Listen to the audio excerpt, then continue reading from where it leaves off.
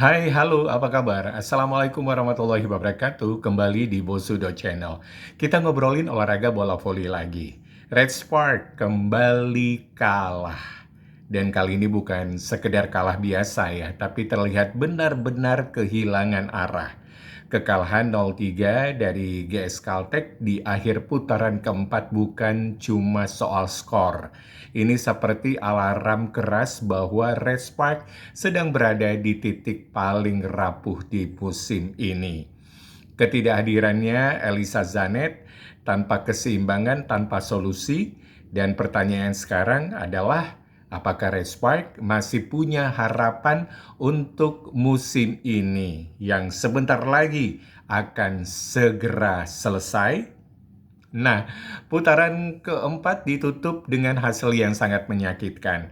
Dari 6 pertandingan, Red Spark hanya menang sekali dan kalah 5 kali.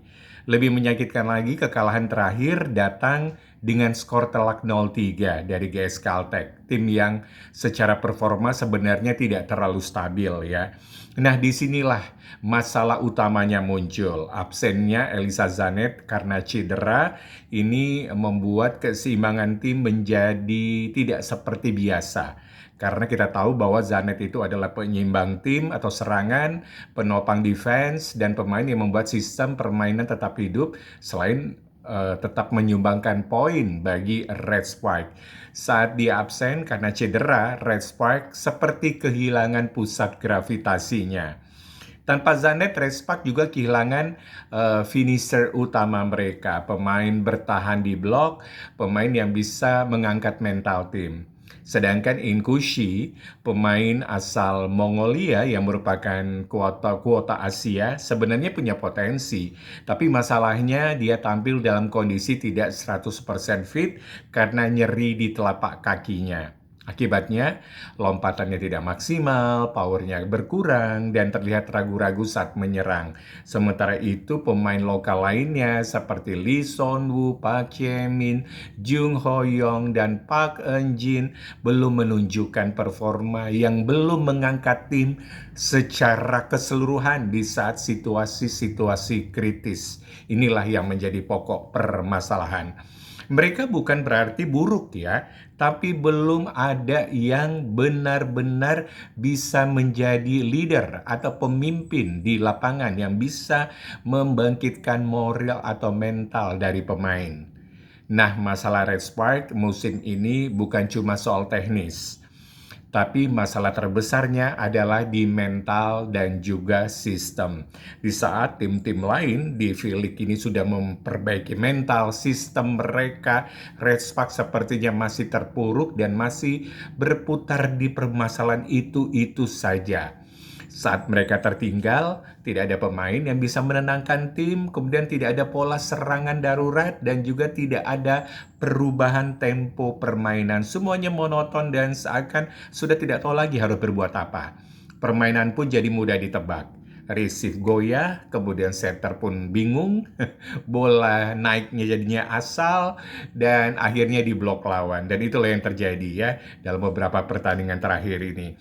Bandingkan dengan tim-tim lain seperti AI Paper yang sekarang sudah mulai stabil walaupun memang tidak terlalu signifikan ya. Kemudian GS Caltech yang juga mulai konsisten walaupun hanya mengandalkan Giselle Silva saja.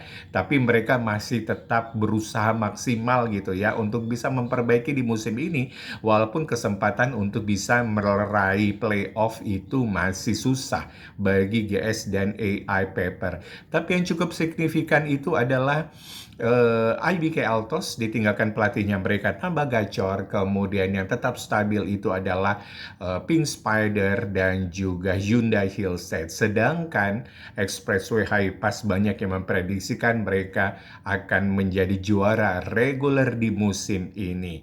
Dan tim-tim menengah ke atas ini atau papan atas ini mereka konsisten untuk memperbaiki sistem mental dan strategi bagaimana caranya mereka bisa bermain bagus walaupun kehilangan pemain-pemain inti mereka.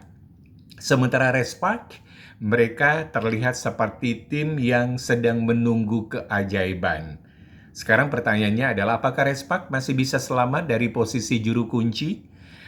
Masih mungkin, tapi itu sangat sulit. Kenapa? Karena masih ada 2 putaran yang tersisa, berarti lebih kurang 12 game lagi. Dan target realistis pun sudah hilang, playoff sudah hilang, tapi untuk menyalip AI Paper ataupun juga GS Caltech itu adalah sesuatu hal yang tidak mudah.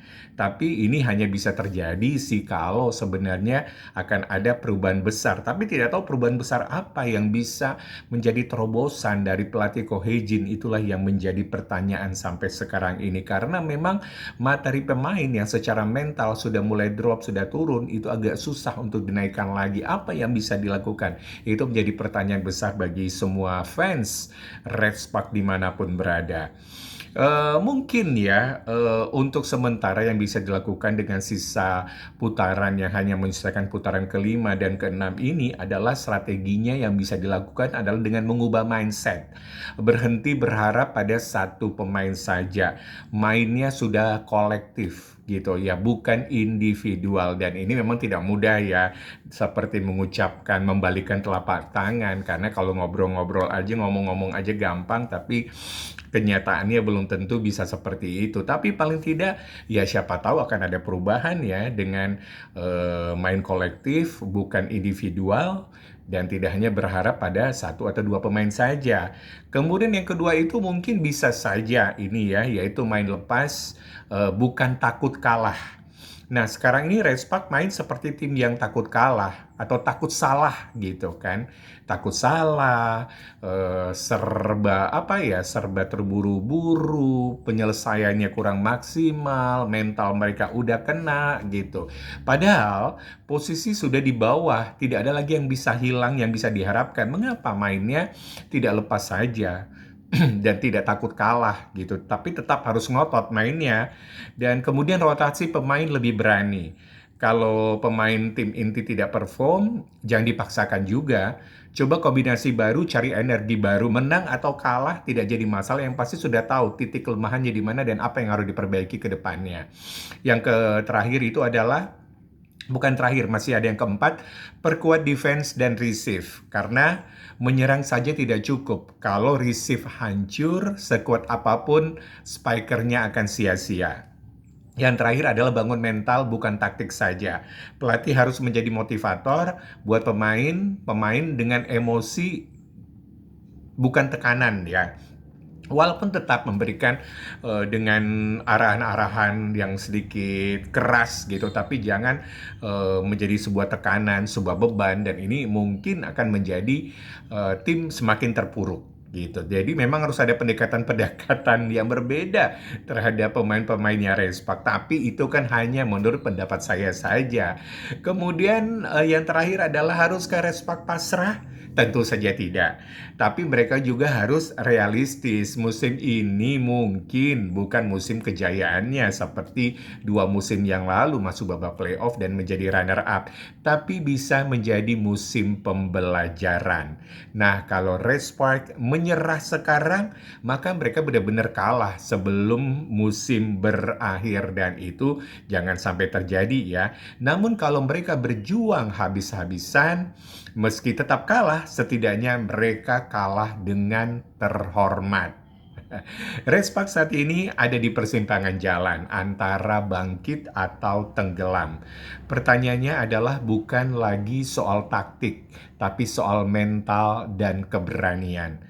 Karena dalam olahraga itu kadang yang membedakan pemenang dan pecundang bukan skill, tapi kemauan untuk melawan keadaan. Nah, menurut kalian, apakah Red Spark masih punya harapan?